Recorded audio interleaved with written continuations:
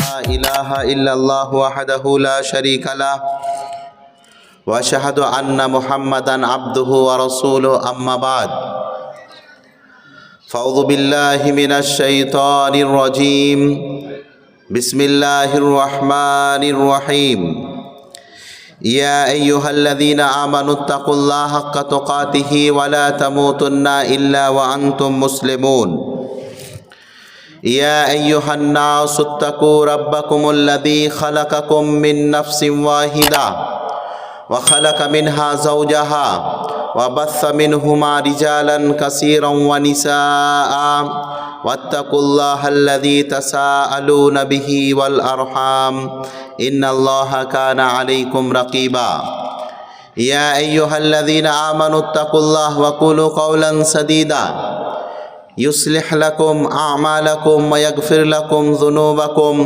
ومن يطع الله ورسوله فقد فاز فوزا عظيما فأعوذ بالله من الشيطان الرجيم بسم الله الرحمن الرحيم فإن خير الحديث كتاب الله وخير الهدي هدي محمد صلى الله وشر الأمور محدثاتها وكل محدثة بدعة وكل بدعة ضلالة وكل ضلالة في النار فأعوذ بالله من الشيطان الرجيم بسم الله الرحمن الرحيم يسألونك عن الساعة أيان مرساها قل إنما علمها عند ربي وقال الله تعالى ويقولون متى هذا الوعد إن كنتم صادقين قل إنما العلم عند الله وإنما أنا نذير مبين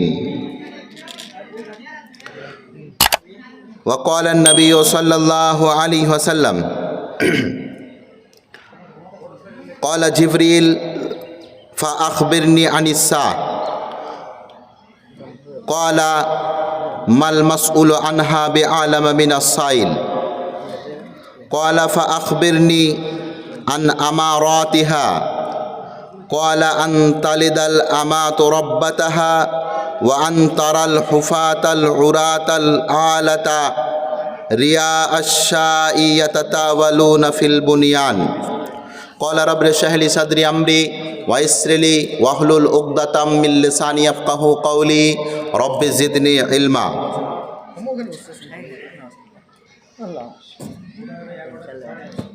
আজ রোজ মঙ্গলবার 13 ফেব্রুয়ারি 2024 এক দিবসী ইসলামী কনফারেন্স জগন্নাথপুর গোল্ডেন মিশন প্রাঙ্গণ। আজকের এই ইসলামী কনফারেন্সের যোগ্যতম সভাপতি মহাশয়, উপস্থিত আছেন মঞ্চে ওলামায়ে কেরাম, আজকের এই ইসলামী আলোচনা সভার দায়িত্বশীল বর্গ, আমার সম্মুখীন বসে থাকা দিন দরদি ভাই সকল, আপনাদের সম্মুখীন আজ আমার আলোচ্য বিষয় হচ্ছে কিয়ামতের পূর্বে লক্ষ্যসমূহ আমাদের করণীয়। কিয়ামতের পূর্বের যে লক্ষণ কি হবে, আমরা কখন বুঝতে পারবো যে এই পৃথিবীর একটা নির্ধারিত সময় যেটা শেষ হতে চলেছে? কি করে বুঝবো সেই দিন খুব নিকটে, যেই দিনের ব্যাপারে আল্লাহ কোরআন মাজিদের মধ্যে বলছেন ইজা জুলজিলাতিল আরজু জিলজালাহা ওয়া আখরাজাতিল আরদু আসকালাহা ওয়া ক্বালাল ইনসানু মা লাহা ইয়াউমা ইদিন তুহাদ্দিসু আখবারাহা। প্রিয় ভাই, কিয়ামতের লক্ষণ এবং আমাদের করণীয় আমি আপনাদের সম্মুখীন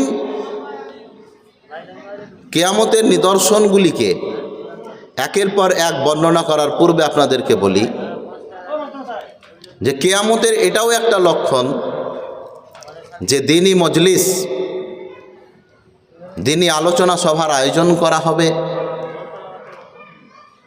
আর সেখানে মানুষের উপস্থিতি, সেখানে মানুষের চাহিদা দিনী আলোচনার প্রতি মানুষের ভালোবাসা এটা থাকবে না। অন্যদিকে তাগুতি বিশ্ব ব্যবস্থার, শয়তানি প্ররোচনার ব্যবস্থার, দাজ্জালি মিডিয়া এবং দাজ্জালি প্রোপাগান্ডার একটি ব্যবস্থার, দুনিয়াতে কোনো সময় আইপিএল নাম দেওয়া হচ্ছে, কোনো সময় বিপিএল নাম দেওয়া হচ্ছে, কোনো সময় বিশ্বকাপ নাম দেওয়া হচ্ছে, কোনো সময় অমুক গ্রামের অমুক ক্লাবের পক্ষ থেকে খেলার নাম দেওয়া হচ্ছে। সেখানে ব্যবস্থা যারা করছে তারা জায়গা দিতে পারছে না, আর যেই সমস্ত জায়গাগুলিতে দিনী আলোচনার ব্যবস্থা করা হচ্ছে সেই জায়গাগুলো মানুষ ভরাতে পারছে না।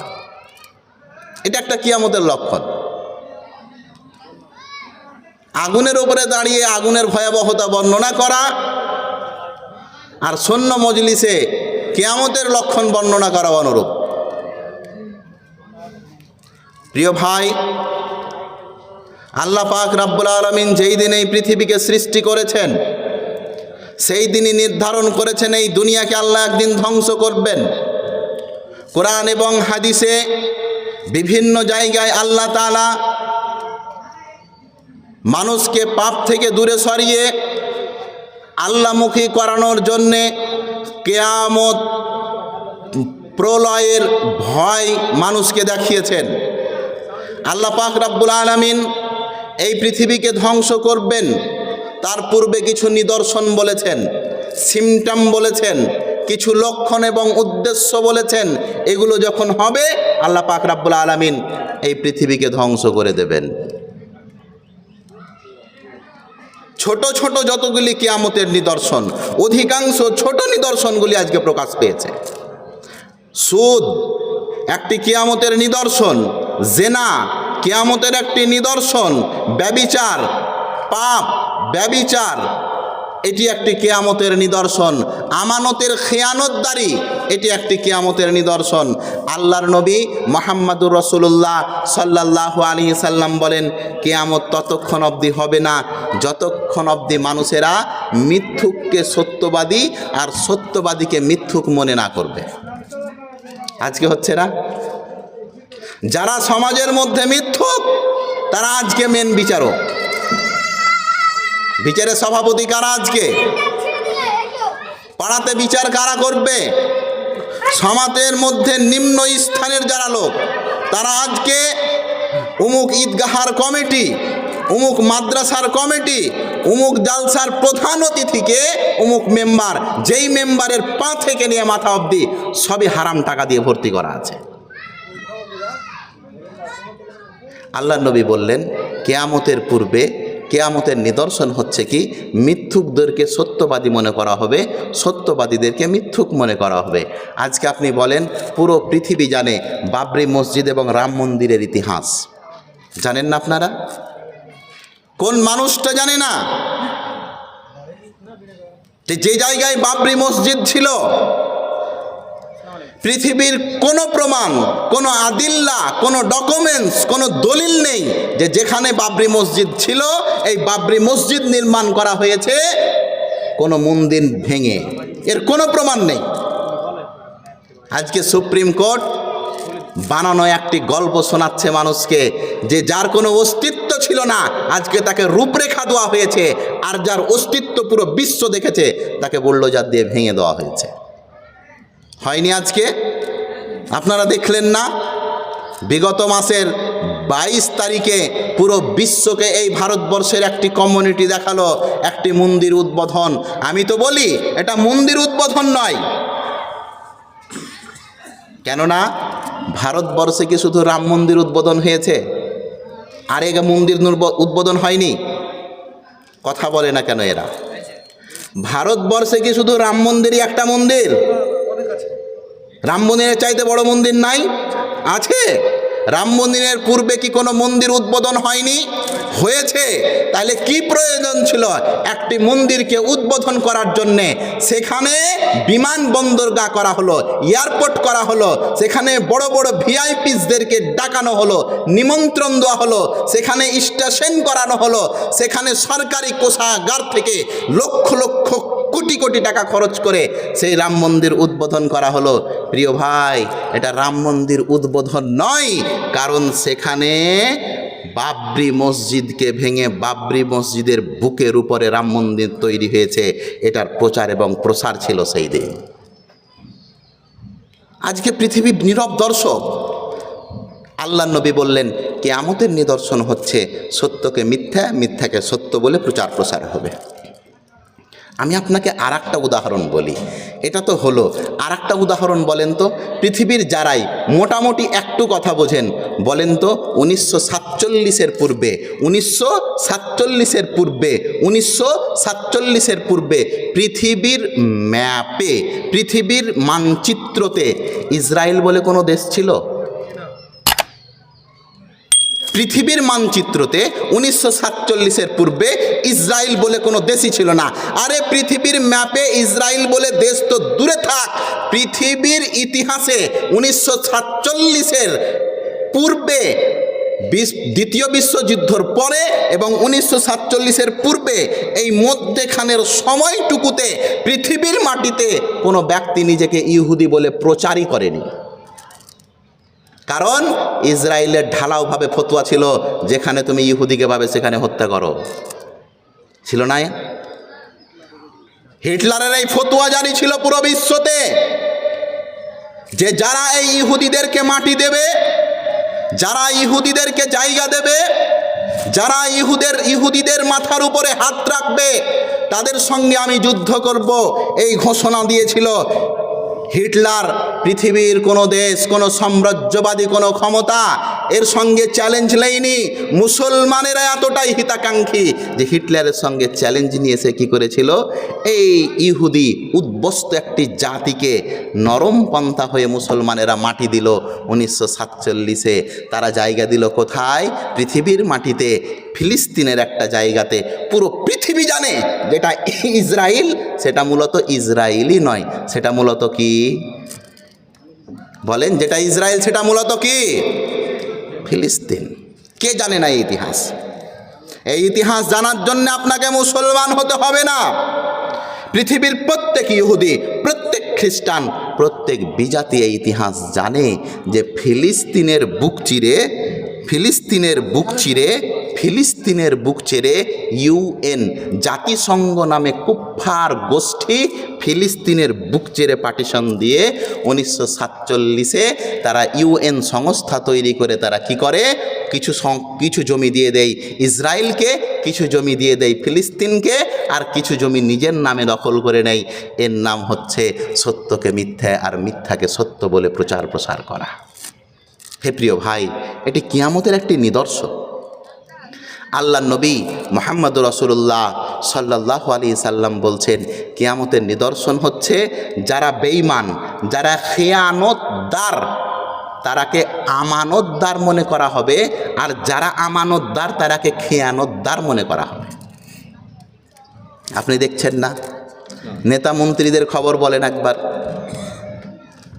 প্রধানের বেতন কত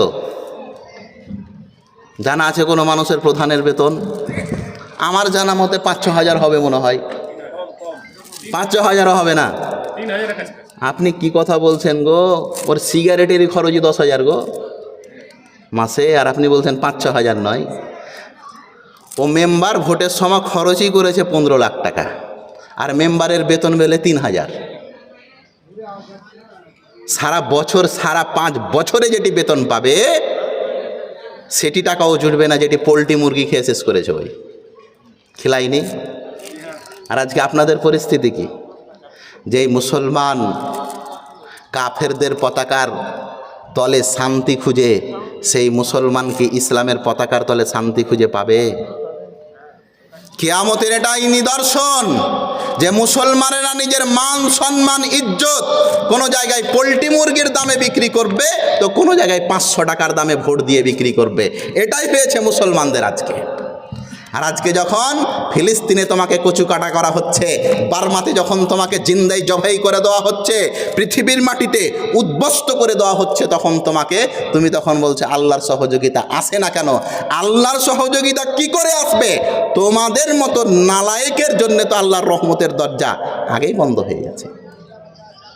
প্রিয় ভাই, নবী মুহাম্মদুর রাসূলুল্লাহ সাল্লাল্লাহু আলাইহি সাল্লাম বলছেন কিয়ামতের নিদর্শন হচ্ছে, এক, মিথ্যুককে সত্যবাদী মনে করা হবে, সত্যবাদীকে মিথ্যুক মনে করা হবে।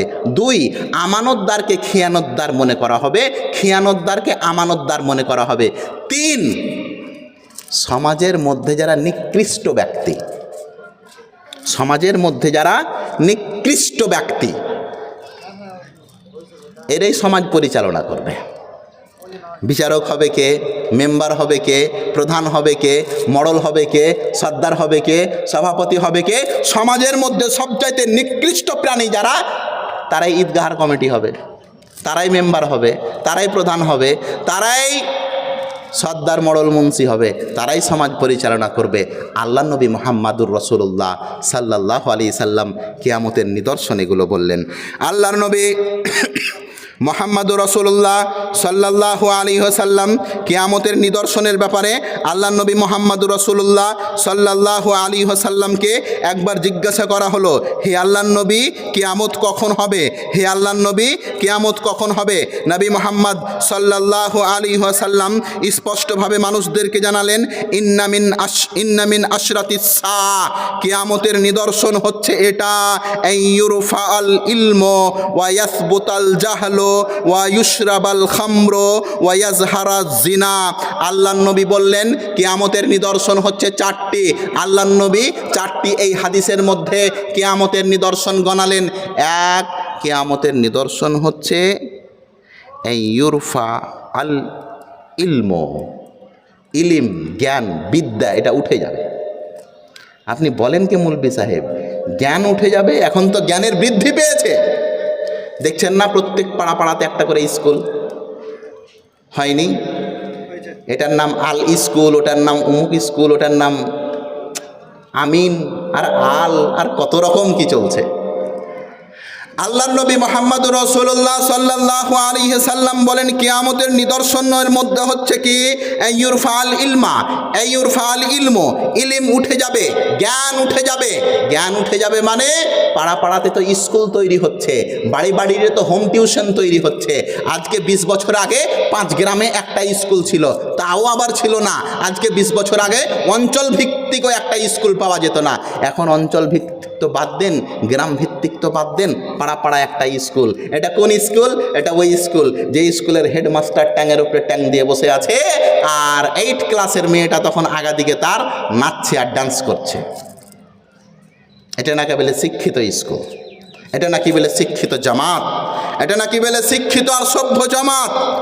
আল্লাহর নবী বললেন কিয়ামতের পূর্বের লক্ষণ হচ্ছে কি, জ্ঞানকে উঠিয়ে নেবেন, ওয়ায়াসবুতাল জাহলু, এবং কি হবে, মূর্খতা বৃদ্ধি পাবে। মূর্খতা, অজ্ঞতা বিস্তার লাভ করবে। সমাজের মধ্যে শিক্ষিত মানে আপনি কি বুঝেছেন? আপনার ছেলে দাঁড়িয়ে পেশাব করে আর আপনার ছেলে বেলে ম্যাকটিকে পড়ে। মনে রাখবেন, শিক্ষিত মানে এটা নয় যে এক থালি ভাতে কতটা প্রোটিন আছে, কতটা ক্যালসিয়াম আছে, কত ভিটামিন ই আছে, কত ভিটামিন সি আছে এক থালি ভাতে। এটা জানা জরুরি নয়। যতটা জানা জরুরি এক থালি ভাত খেতে কিভাবে হয়।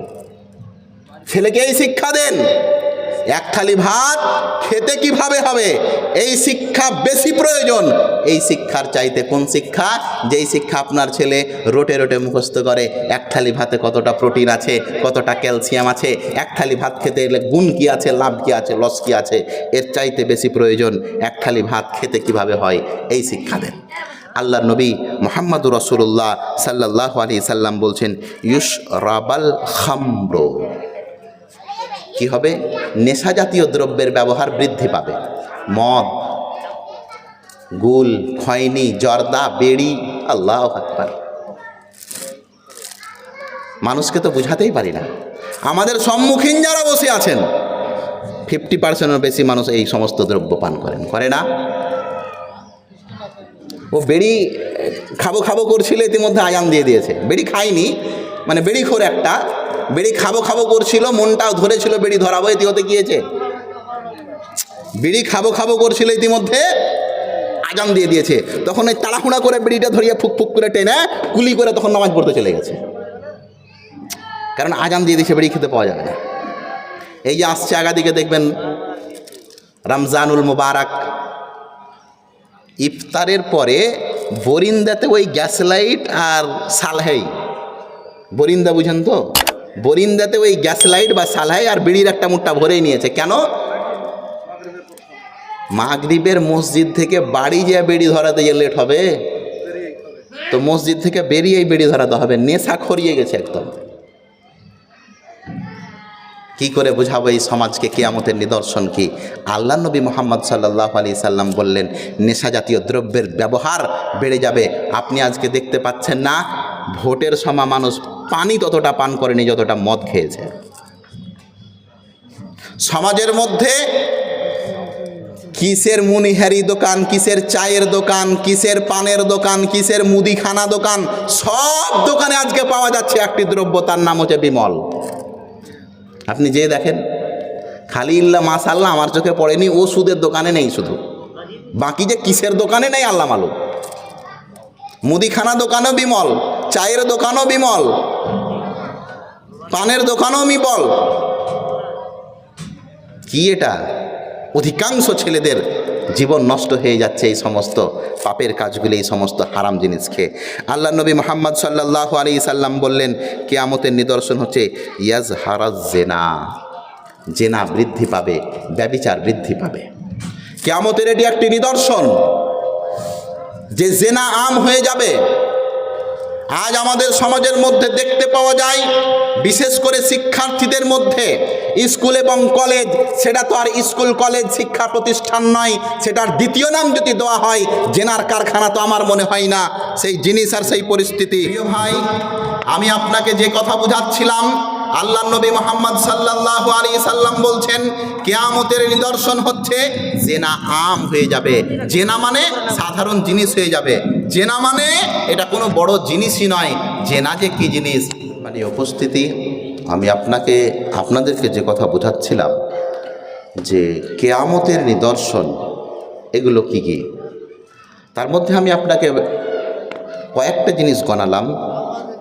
যে আল্লাহ নবী বলেছেন জ্ঞান উঠিয়ে নেওয়া হবে আর মূর্খতা বর্ষণ হবে। নেশা জাতীয় দ্রব্য, সেটা পান হোক, সেটা বিড়ি সিগারেট হোক, সেটা তাম্বাকু হোক, সেটা মদ হোক, এগুলো বিভিন্ন রকম নাম দিয়ে মানুষ এর প্রচার প্রসার ব্যবহার এর বৃদ্ধি ঘটাবে। এটা কিয়ামতের নিদর্শন। বাপও বেড়ি খায়, বেটাও বেড়ি খায়, এতে কোনো আশ্চর্য নেই আমাদের সমাজের মধ্যে। কোনো সময় তো এমনও হয় যে বেটার যখন বিড়ি শেষ হয়ে গেছে তো বাপের পকেট হাতড়ায়। বাপের যখন বিড়ি শেষ হয়ে গেছে তখন কি করে? বাপ বেটারটি চেয়ে খায় আর বেটা বাপেরটি খায়। এই ঘরে বেটা হুক্কা টানছে আর ওই ঘরে বাপ টানছে। এই হচ্ছে আমাদের সমাজ। আল্লাহ নবী মুহাম্মদ সাল্লাল্লাহু আলাইহি সাল্লাম কিয়ামতের নিদর্শন গণালেন। কিয়ামতের নিদর্শনের মধ্যে আরেকটি হচ্ছে আমানতের খেয়ানতদারি তথা অযোগ্য লোকদেরকে পদ দেওয়া। আল্লাহ নবী মুহাম্মদ সাল্লাল্লাহু আলাইহি সাল্লাম বলেন, ইজা জুইয়াতিল আমানাতু ফান্তাজিরিস সা, জেনে রাখো যখন আমানতের খেয়ানত হবে তখনই কিয়ামত খুব কাছাকাছি। একজন ব্যক্তি আল্লাহ নবীকে বললেন, আল্লাহ নবী কিয়ামত কখন হবে? আল্লাহ নবী বললেন, আমানতের খেয়ানত যখন হবে তখনই জেনে নিল, তখনই ভেবে নিও কিয়ামত খুব নিকটে। তখন আল্লাহ নবীকে জিজ্ঞাসা করা হলো, ওয়াকাল কাইফা ইজা আতুহা ইয়া রাসূলুল্লাহ, হে আল্লাহ নবী আমানতের খিয়ানত কখন হবে, কেমন করে বুঝবো? আল্লাহ নবী বললেন, ইদা উসনিদাল আমরু ইলা গায়রি আহলিহা ফান্তাজিরিস সা। আল্লাহ নবী বললেন, যখন অযোগ্য ব্যক্তিকে পদ দিয়ে দেওয়া হবে, অযোগ্য ব্যক্তিকে পদ দিয়ে দেওয়া হবে, তখনই দেখবেন আপনি যে কিয়ামত খুব নিকটে। আপনি দেখতে পাচ্ছেন আপনার চারিপাশে আপনাদের প্রধান ও সই করতে জানে না, তো ওই সইয়ের একটা স্ট্যাম্প বানিয়ে নিয়েছে। স্ট্যাম্প প্রধান কি করতে জানে না? সই করতে জানে না, তো সইয়ের একটা কি করেছে? স্ট্যাম্প করে নিয়েছে। ও যে যখন প্রধান সার্টিফিকেট নিতে যাচ্ছে ও তো আর বুঝে না, ওই সই নিয়ে তখন ঠুকে দিল, এই নাকি বেলে 10,000 লোকের প্রধান। আপনি কি করে বুঝবেন? আপনার মাথার ওপরে অযোগ্য লোকেরা চেপে আছে। যেই দেশের দায়িত্বশীলেরা বলে যে চা বেচা, যেই দেশের দায়িত্বশীলেরা বলে পাকোড়া বা সিংহড়া সামোসা বেচা, তেলে ভাজা বেচা এটাও একটা চাকরি, এই রকম লোককে যদি পদে বসাবেন তাহলে কিয়ামত খুব নিকটে। এর জন্য আপনাকে বড় কিছু করতে হবে না। আল্লাহ নবী মুহাম্মদ সাল্লাল্লাহু আলাইহি সাল্লাম বললেন অযোগ্য ব্যক্তির আজকে পদে।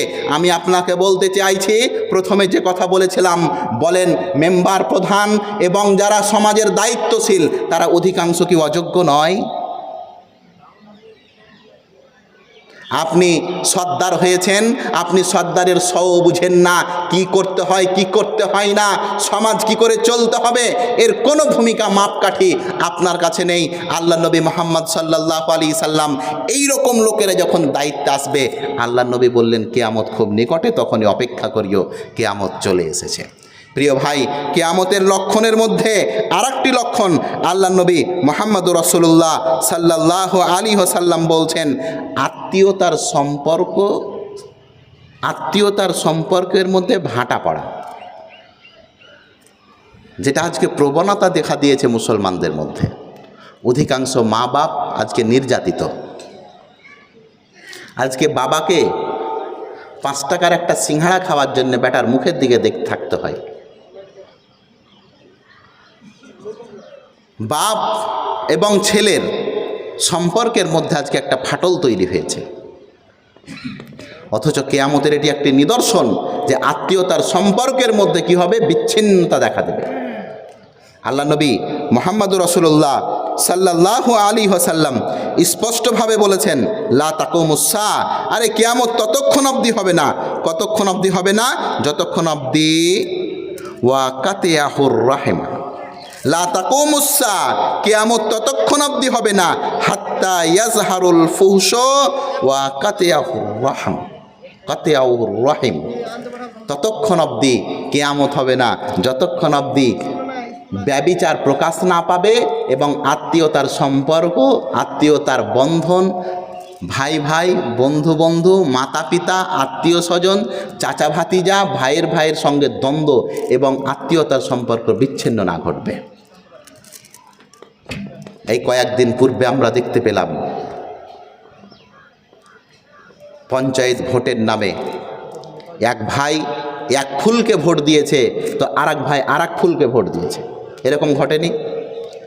একই বাড়ির 4টা বেটা 2 ভাগে বিভক্ত হয়ে একজন এক তরফকে ভোট দিয়েছে, আরেকজন আরেক তরফকে ভোট দিয়েছে। এরকম ঘটেনি?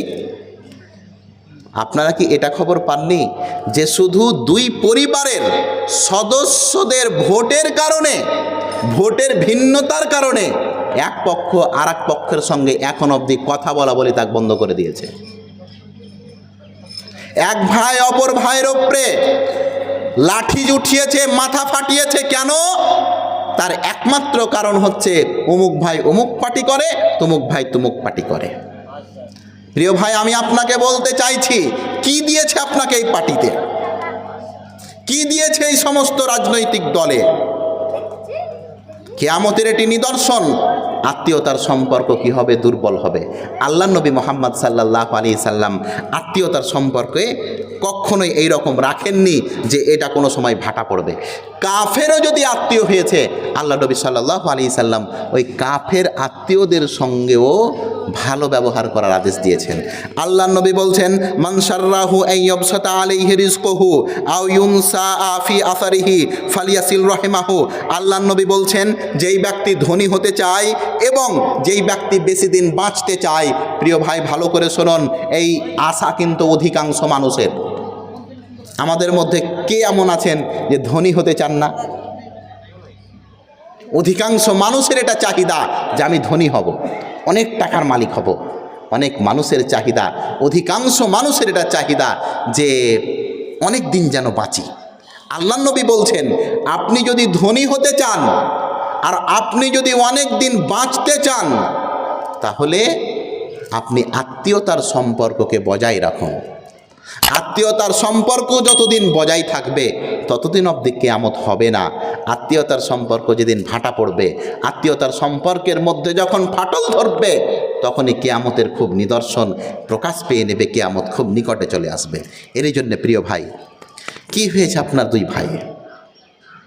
কেন আপনি ভাইয়ের দ্বন্দ্বতে আপনি মাথা ভরেছেন? আপনার বড় ভাই আপনাকে দুটা বকা দিতে পারে না?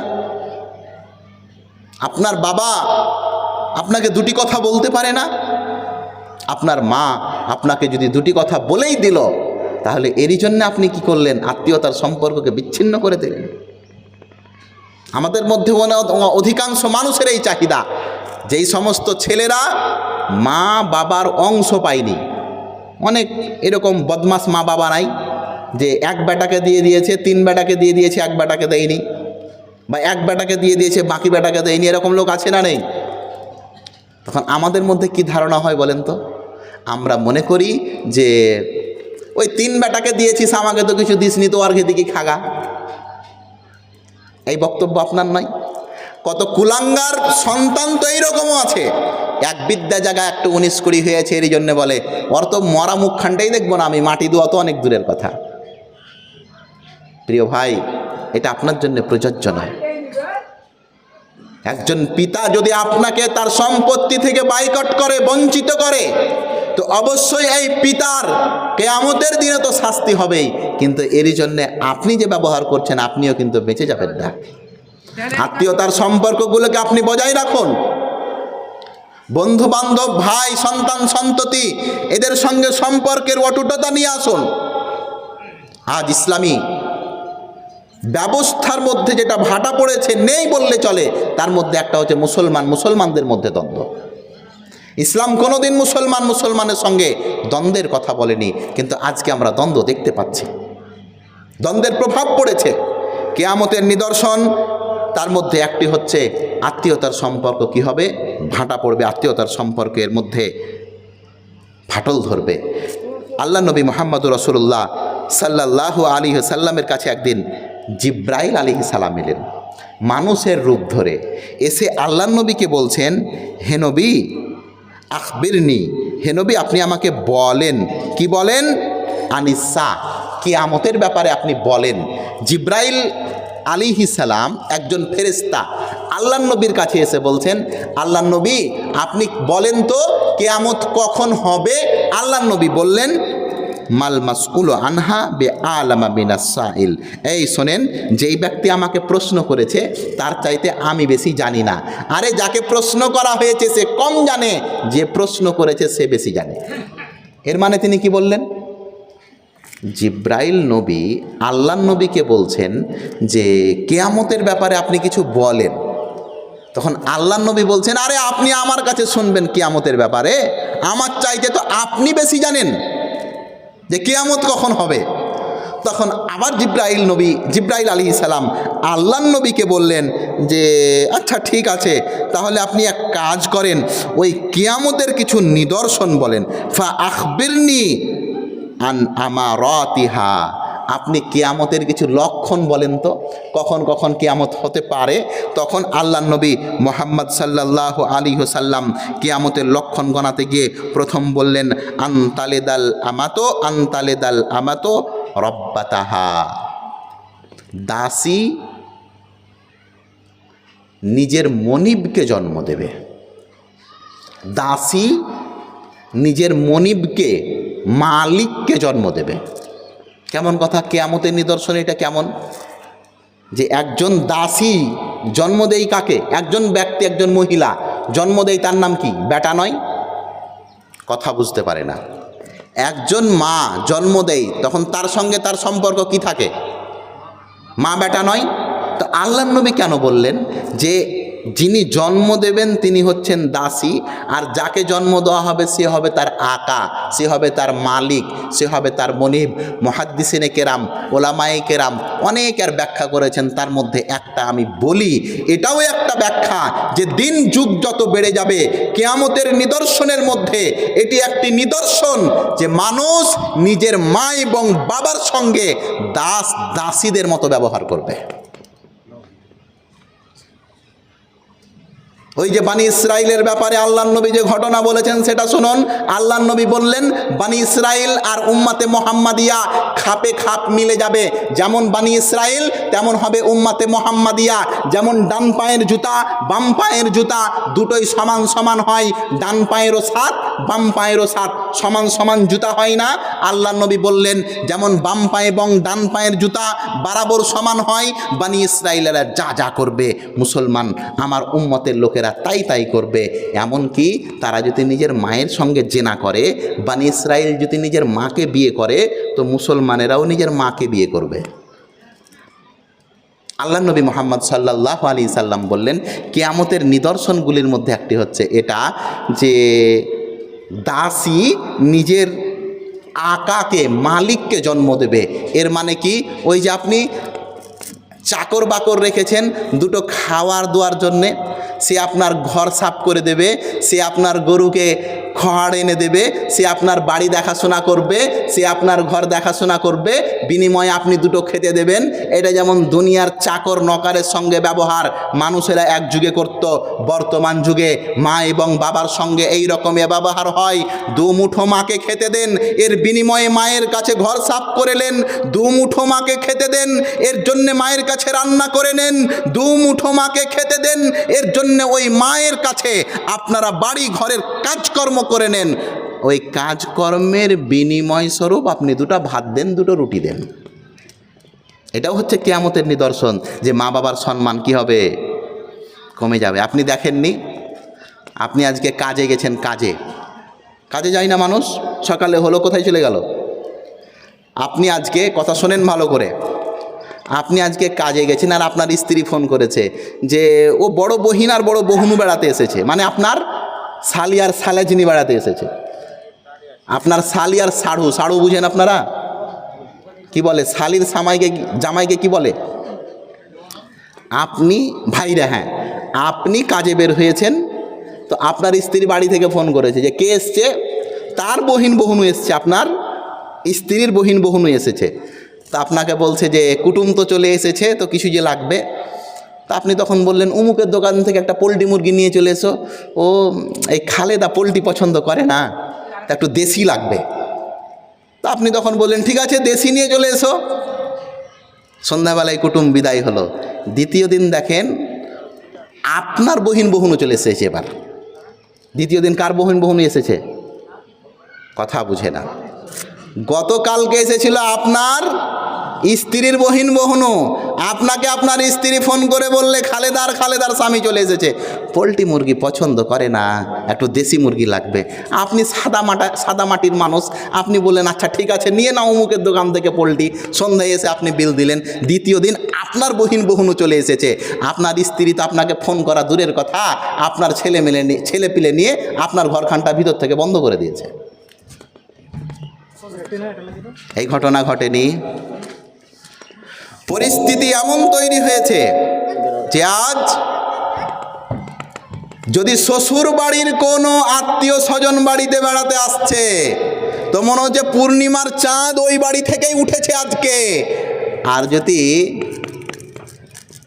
বাপের খানদানের কেউ চলে আসছে, তো এই 7 ভাইয়ের মা গঙ্গা পায় না, সেই রকম পরিস্থিতি হচ্ছে। মামা এসেছে তো বড় ভাইয়ের দিকে খেয়ে নেবে, ও ছোট ভাই দুটা দিয়ে দেবে, ও মায়ের এই তো পোলট্রি এনে খাইয়ে দেবে। এই হচ্ছে পরিস্থিতি আজকে আমাদের। প্রিয় ভাই, কিয়ামতের নিদর্শনগুলির মধ্যে এটি একটি নিদর্শন। আল্লাহ নবী মুহাম্মদ সাল্লাল্লাহু আলাইহি ওয়াসাল্লাম বললেন কিয়ামতের নিদর্শনগুলির মধ্যে এটি একটি নিদর্শন যে মা বাবার উপরে জুলুম অত্যাচার বেড়ে যাবে। আল্লাহ নবী মুহাম্মদুর রাসূলুল্লাহ সাল্লাল্লাহু আলাইহি ওয়াসাল্লাম কিয়ামতের নিদর্শনের ব্যাপারে আল্লাহ নবী বললেন, কিয়ামতের নিদর্শনের ব্যাপারে আল্লাহ নবী বললেন মা জন্ম দেবে নিজের মালিককে, দাসী জন্ম দেবে নিজের মালিককে। আর দ্বিতীয় নম্বর কিয়ামতের নিদর্শন আল্লাহ নবী মুহাম্মদ সাল্লাল্লাহু আলাইহি ওয়াসাল্লাম বললেন ওয়া আনতারাল কুফাতাল উরাতাল আলাতা রিয়া আশ-শারিয়াতা তাওয়ালুনা ফিল বুনিয়ান। আল্লাহ নবী মুহাম্মদুর রাসূলুল্লাহ সাল্লাল্লাহু আলাইহি ওয়াসাল্লাম বললেন,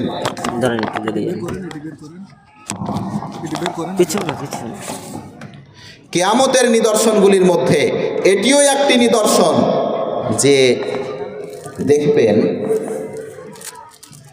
নগ্ন পদ, মানে যাদের একটা যুগে জুতা স্যান্ডেলের টাকা জুটত না।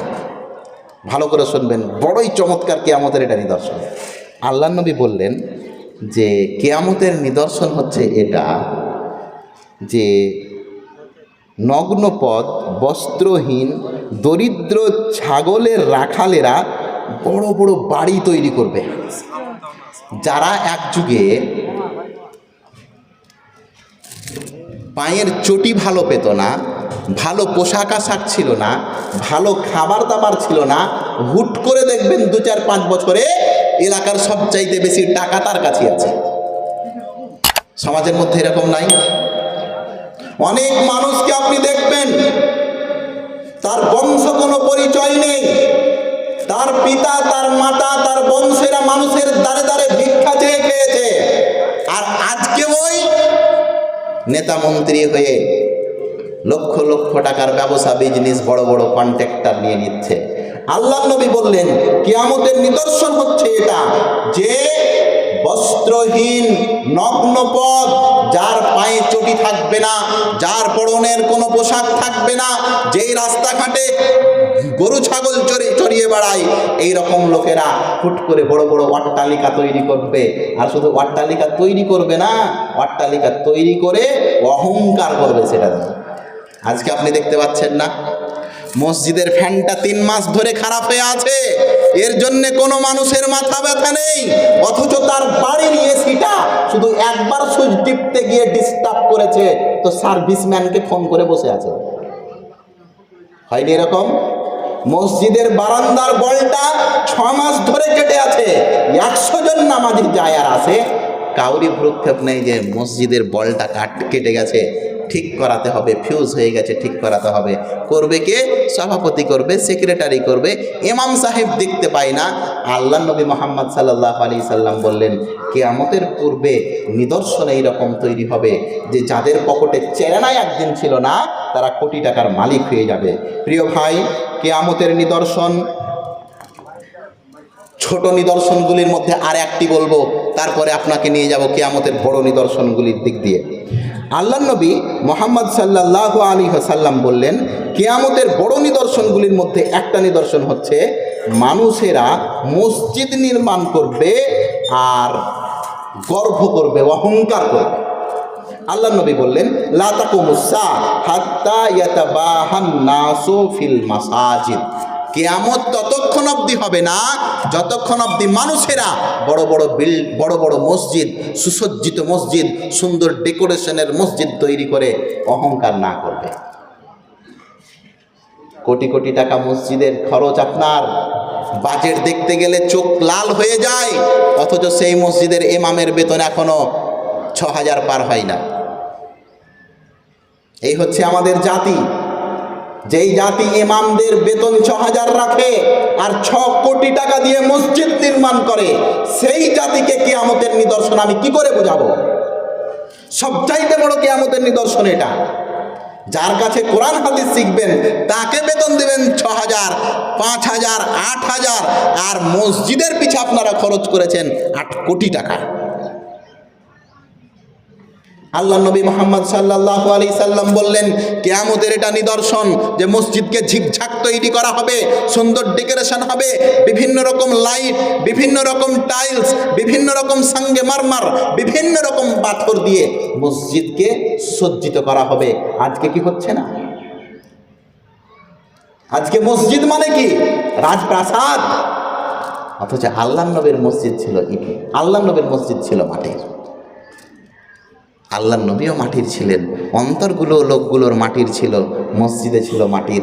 এর জন্য তো আল্লাহ নবী মুহাম্মদ সাল্লাল্লাহু আলাইহি সাল্লামের ওই মাটির মসজিদ ছিল ঠিক, কিন্তু মাটির মসজিদে আল্লাহ নবী তৈরি করেছিলেন সোনার মানুষগণ। করেননি? আবু হুরাইরা কোথাকার ছাত্র? মুসাইব বিন উমাইর কোথাকার ছাত্র? ইবনে মাসুদ কোথাকার ছাত্র? আব্দুল্লাহ বিন উমার কোথাকার ছাত্র? আব্দুল্লাহ ইবনে আব্বাস কোথাকার ছাত্র? এই সমস্ত সোনার মানুষগণ যারা পুরো পৃথিবীতে কোরআন এবং হাদিসের ইলমের প্রভাব এবং প্রচার ছড়িয়েছেন। যারা হাদিসের পণ্ডিত, যারা এক একজন কোরআনের পণ্ডিত, যারা ইসলাম প্রচার প্রসারের জন্যে নিজের জানকে বিলিয়ে দিয়েছেন, এরা তো মসজিদ ভিত্তিকই তৈরি হয়েছে। আজকে মসজিদ হয়েছে শুধু গর্ব আর গর্ব, অহংকার আর অহংকার। মসজিদের কমিটি সর্বের আগে চিন্তা করে মসজিদ আমার আমলে 10 তালা হয়েছে, আমার আমলে 20 তালা হয়েছে, আমার আমলে মার্বেল লেগেছে, আমার আমলে টাইলস লেগেছে, আমার আমলে মসজিদ এসি হয়েছে। আমি বলি মসজিদের কমিটি, আল্লাহ তোমাকে এটা জিজ্ঞাসা করবে না বলো তোমার আমলে মসজিদ কয় তালা হয়েছে, না, বরঞ্চ এটা জিজ্ঞাসা করবে 5 বছর মসজিদের সভাপতি তুমি ছিলে, কয়টা লোককে নামাজ এবং রোজার কথা শিখিয়েছো, এটা কৈফিয়ত দিয়ে যাও। হয়েছে এটা? 500 টাকা দিয়ে একটা ইমামকে ডেকে যদি 1 ঘন্টা ওয়াজ নসিহত শুনেন, এটা খুবই ভারী কাজ আপনাদের জন্যে। কিন্তু ওই মসজিদে যেটা জিনিসের প্রয়োজন ছিল না, তার জন্যে 5 লক্ষ টাকা আপনারা খরচ করেছেন। কেন এই প্রচার প্রসার? এটা কি কিয়ামতের নিদর্শন নয়? 40 বছর ধরে আপনি নামাজ পড়েন, অথচ আয়াতুল কুরসি আপনার মুখস্থ নেই। আপনি নামাজ পড়তে পড়তে আপনার চুলদাড়ি সব সাদা হয়ে গেল, আপনি জানলেন নেই কুল হুয়াল্লাহু আহাদ আল্লাহুস সামাদ লাম ইয়ালিদ ওয়া লাম ইউলাদ ওয়া লাম ইয়াকুল লাহু কুফুয়ান আহাদ। এর অর্থটা কি? কোনোদিন আপনি দেখলেন না যেই সূরা না পড়তে গেলে আল্লাহ নামাজ কবুল হবে না ঘোষণা দিয়েছেন, সেই সূরাতে আছেটাই বাকি যে এই সূরা না পড়লে নামাজ কবুল হবে না। প্রিয় ভাই শোনেন, মসজিদকে সুন্দর সুন্দর টাইলস আর বাল্ব দিয়ে এইরকম সুসজ্জিত করা ইহুদি খ্রিস্টানদের একটা অনুসরণ, মুসলমানদের এটা অনুসরণ নয়। এটা ইহুদি এবং খ্রিস্টানদের একটা প্রচার, এটি কিয়ামতের একটি নিদর্শন। এর জন্য খুব সাবধান, এই সমস্ত দিক থেকে আপনাকে বেঁচে থাকতে হবে। নবী মুহাম্মদ সাল্লাল্লাহু আলাইহি সাল্লাম কিয়ামতের নিদর্শনের আরও কিছু ছোট ছোট জিনিস ছিল, আমি আপনাকে আর ছোট না গিয়ে বড় বড় কিছু জিনিস বানাবো ইনশাআল্লাহ। কিয়ামতের নিদর্শনের মধ্যে এটাও একটা নিদর্শন, দাজ্জালের আবির্ভাব। কিয়ামতের নিদর্শনের মধ্যে এটা একটা নিদর্শন, ইয়াজুজ মাজুজের আবির্ভাব। কিয়ামতের নিদর্শন মধ্যে এটাও একটা নিদর্শন, ইমাম মাহাদির আবির্ভাব। কিয়ামতের নিদর্শনের মধ্যে এটাও একটা নিদর্শন, দাব্বাতুল আরদ, জমিনের নিচ থেকে আল্লাহ তাআলা একটি জন্তুকে বের করবেন, প্রাণীকে। ওই জন্তুটা কি করবে? মানুষের সঙ্গে ওই রকমভাবে কথা বলবে যেমনভাবে এক মানুষ আর এক মানুষের সঙ্গে কথা বলে। যেমনভাবে আপনি আপনার গ্রামের লোকের সঙ্গে কথা বলেন, আপনারও কথা সে বুঝতে পারে, তারও কথা আপনি বুঝতে পারেন। আল্লাহ তাআলা কিয়ামতের পূর্বে একটা প্রাণী পাঠাবেন। প্রাণীটা আসবে জমিনের নিচে থেকে, যার নাম দাব্বাতুল আরদ, আর মানুষের সঙ্গে কথা বলবে। প্রিয় ভাই, কিয়ামতের নিদর্শন আরও বেশ কিছু ছিল। কিয়ামতের নিদর্শন এটাও যে সুদের প্রভাব বেড়ে যাবে। কিয়ামতের নিদর্শন এটাও যে ব্যভিচার বেড়ে যাবে। কিয়ামতের নিদর্শন এটাও যে সমাজের মধ্যে বিশৃঙ্খল তৈরি হবে, পাপের রমরমা এবং দবদবা চলবে। আমি আপনাদের কিয়ামতের বড় কয়েকটি নিদর্শন বলেই আমার আলোচনা শেষ করব ইনশাআল্লাহ। প্রিয় ভাই, কিয়ামতের ছোট নিদর্শন এবং বড় নিদর্শনের মধ্যে পার্থক্য কখন হবে? যখন ইমাম মাহাদি চলে আসবেন। ইমাম মাহাদিকে আল্লাহর নবী বললেন, আরে পৃথিবী ধ্বংসের যদি একদিনও বাকি থাকে তবু ইমাম মাহাদি ওই একদিনেই চলে আসবে। মানে ততক্ষণ অবধি কিয়ামত হবে না যতক্ষণ অবধি ইমাম মাহাদি আসবে না। মানে কে ইমাম মাহাদি আসবেন এটা নিশ্চিত। আল্লাহ নবী বললেন ইমাম মাহাদি আসবেন আমারই বংশ হইতে একজন। ইমাম মাহাদি কে? ইমাম মাহাদি কখন আসবেন? ইমাম মাহাদি এলে আমাদের করণীয় কি? প্রথম কথা শোনেন, ইমাম মাহাদি আসবেন তখন যখন পুরো বিশ্বে মুসলমানদের উপরে মানুষেরা চড়াও হয়ে বসবে। আবু দাউদের একটি হাদিসে আল্লাহর নবী বলছেন, পুরো পৃথিবীর মানুষ একত্রিত হয়ে মুসলমানদের উপরে অত্যাচার করবে। আপনি এটা দেখতেই পাচ্ছেন, পুরো পৃথিবীর মানুষ একত্রিত হয়ে মারবে কাদেরকে? বলেন কাকে মারবে? মুসলমানদেরকে মারবে। আজকে পুরো বিশ্বতে আপনি দেখেন তো, যে কোনো জায়গায় একটি দেশের নাম বলেন, নির্যাতিত কারা? মুসলমান নয়। ভারতবর্ষের মাটিতে আপনি জয় শ্রীরামের নাম দিয়ে হাজার হাজার মুসলমানকে পিটানো হচ্ছে, তো কোনো জায়গায় গরুর মাংস খাওয়ার নাম ধরে হাজার হাজার মুসলমানকে এই দুনিয়া ছাড়তে বাধ্য করে দেওয়া হচ্ছে। ফিলিস্তিনের সেই সমস্ত মা ও বোনেরা যারা নিজের ইজ্জতকে বাঁচানোর জন্যে ইসরায়েলি হাইনা পশু সৈন্যদের নিজের ভোগ এবং বস্তু না হওয়ার জন্যে তারা নিজের হাতে বিষের ট্যাবলেট রেখেছে, যে ওই পশুদের খাহিশ ইচ্ছা পূরণের পূর্বে এই বিষের ট্যাবলেট খেয়ে আল্লাহর কাছে চলে যাব, এটা আমাদের জন্য সহজ, কিন্তু হাইনা পশুদের মনোরঞ্জনের জিনিস হয়ে যাব না। এই চিত্র, এই ইতিহাস পৃথিবীর মানুষ দেখেছে। ছোট্ট ছোট্ট বাচ্চা, যারা দুধের বাচ্চা, নিষ্পাপ বাচ্চা, যারা মায়ের দুধ এখন অবধি ছাড়েনি, এই ইসরায়েলি হাইনা পশুরা, এই ইসরায়েলি জারজ সন্তানেরা আমাদের এই ছোট ছোট ছোট ছোট বাচ্চাদেরকে, যারা এখনো মায়ের দুধ ঠিকঠাকভাবে পান করতে শিখেনি, তাদেরকে দুই পা ধরে চিরে ফেলে দিচ্ছে। এই দৃশ্য আমরা আজকে দেখেছি। পুরো পৃথিবীর মাটিতে এই রকমভাবে অত্যাচার মুসলিম বাদ দিয়ে অন্য কোনো জাতির উপরে হয়েছে এটা আমাদের জানা নেই। সেটা চাইনার ইউঘরে হোক না কেন, সেটা বার্মাতে জ্বলন্ত জিন্দা কলকলে মানুষের উপরে পেট্রোল ঢেলে আগুন জ্বালিয়ে দেওয়া হচ্ছে, যেমনভাবে একটি পোলট্রি মুরগির গলা কেটে মাটিতে ছেড়ে দেওয়া হয়, যেমনভাবে ধড়ফড় ধড়ফড় করে আজকে মুসলমানদের উপরে এই রকমভাবে জুলুম এবং অত্যাচার করা হচ্ছে। প্রিয় ভাই মুসলিম, আমি আপনাকে বলতে চাইছি, ইমাম মাহাদি তখনই আসবেন যখন জুলুম এবং অত্যাচারের সীমানা লঙ্ঘন হবে। ঠিক ওই সময়তেই আল্লাহ পাক রব্বুল আলামিন পাঠাবেন ইমাম মাহাদিকে।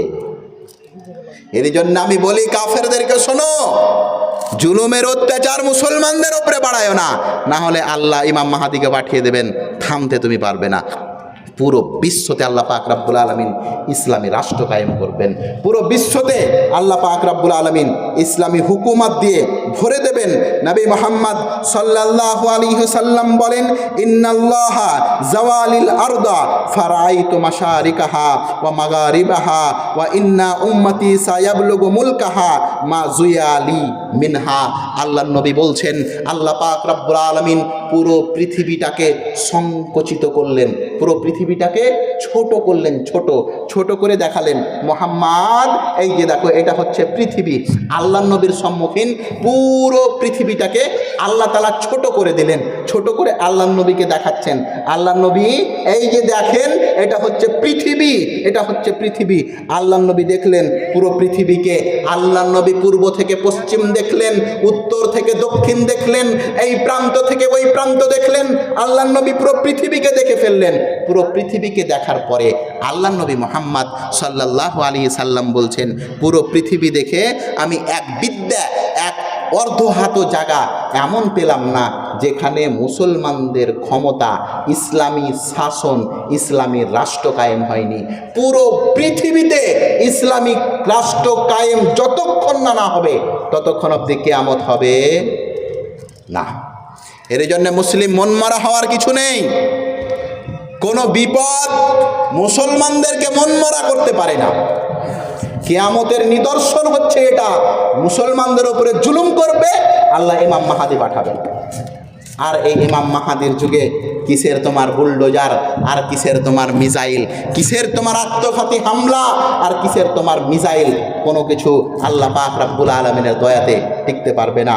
সম্মানীয় উপস্থিতি, আমি আপনাকে বলছিলাম, নবী মুহাম্মদুর রাসূলুল্লাহ সাল্লাল্লাহু আলাইহি ওয়াসাল্লাম বলছেন, আমি পুরো পৃথিবী দেখলাম, পুরো পৃথিবীতে এই রকম একটুও জায়গা দেখতে পেলাম না যেই জায়গাতে মুসলমানদের ক্ষমতা নেই, যেই জায়গায় মুসলমানদের রাষ্ট্র কায়েম নেই। এর জন্যে কিয়ামতের পূর্বে পুরো পৃথিবীতে চলবে ইসলামী রাষ্ট্র। কিয়ামতের বড় নিদর্শনগুলির মধ্যে একটি হচ্ছে দাজ্জালের আবির্ভাব। এর জন্যে আল্লাহ পাক রব্বুল আলামিন আমাদেরকে কিছু দোয়া শিখিয়েছেন নবী সাল্লাল্লাহু আলাইহি ওয়াসাল্লামের মাধ্যমে। আল্লাহুম্মা ইন্নী আউযু বিকা মিন আযাবিল কবর ওয়া মিন আযাবিন নার ওয়া মিন ফিতনাতিল মাহইয়া ওয়াল মামাত ওয়া মিন ফিতনাতিল মাসিহিদ দাজ্জাল। আল্লাহ নবী মোহাম্মদ সাল্লাল্লাহু আলাইহি সাল্লাম কয়েকটা জিনিস থেকে আশ্রয় চেয়েছেন, চাওয়া শিখিয়েছেন, তার মধ্যে একটা দাজ্জালের ফিতনা থেকে। দাজ্জালের ফিতনায় বড় বড় আলেম ওলামা, বড় বড় জ্ঞানী, বড় বড় মানুষেরা যারা প্রভাবশীল, তারাও ওই দাজ্জালের ফিতনায় পা দিয়ে দাজ্জালকে রব মনে মেনে নেবে। দাজ্জালের ফিতনা বড়ই ফিতনা। এটিও হচ্ছে কিয়ামতের একটি নিদর্শন। কিয়ামতের মধ্যে আরেকটি নিদর্শনের নাম হচ্ছে ইয়াজুজ এবং মাজুজের আবির্ভাব। এই ইয়াজুজ এবং মাজুজ এসে পুরো পৃথিবীকে অচল করে দেবে। 40 দিনের মধ্যে পুরো পৃথিবী ভ্রমণ করবে। 40 দিনের মধ্যে দাজ্জাল পুরো পৃথিবী ভ্রমণ করবে। আর এই ইয়াজুজ এবং মাজুজ দুনিয়ার যত খাদ্য ভাণ্ডার আছে সবকে খেয়ে শেষ করে দেবে। শুধু চাল ডাল আটা গম রুটি আর খাবে না, খাবার শেষ করে গাছের পাতাকেও এরা শেষ করে দেবে। একটি হাদিসে আছে যে এই ইয়াজুজ এবং মাজুজ সমুদ্রেতে মুখ লাগিয়ে সমুদ্রের পুরো পানিকে চুষে ফেলে দেবে। আবার ওই ইয়াজুজ মাজুজ ওই সমুদ্র দিয়েই হেঁটে যাবে, আর সমুদ্র দেখবে আর বলবে, সমুদ্রকে বলবে যে মনে হচ্ছে এখানে কোনোদিন পানি ছিল, অথচ ওই সমুদ্রের পানি ওরাই চুষে শেষ করেছে। কিয়ামতের পূর্বে একটি সম্প্রদায় আসবে যার নাম হচ্ছে ইয়াজুজ মাজুজ। পুরো পৃথিবীকে অচল করে রেখে দেবে এরা। প্রিয় ভাই, আমি আমার আলোচনার শেষ দিকে এসে আপনাদেরকে আবার আমি বলতে চাইছি, কিয়ামতের নিদর্শন আমাদের মন এবং শান্তি, মনকে শান্তি দেওয়ার জন্য নয়, কিয়ামতের নিদর্শন আমাদের শিক্ষার জন্যে, যাতে করে আমরা স্যালেন্ডার হই, আল্লাহর কাছে তওবা এবং ইস্তেগফার করি। এই কিয়ামতের নিদর্শনগুলি জেনে যেন আল্লাহ পাক রব্বুল আলামিনের কাছে এই কিয়ামতের এই ফিতনাগুলি থেকে যেন আশ্রয় চাই। আল্লাহ যেন আমাদের এই সমস্ত পাপগুলি থেকে রক্ষা করেন। আমিন। ওয়া আখিরু দাওয়ানা আলহামদুলিল্লাহি রাব্বিল আলামিন। আসসালামু আলাইকুম ওয়া রাহমাতুল্লাহি ওয়া বারাকাতুহু।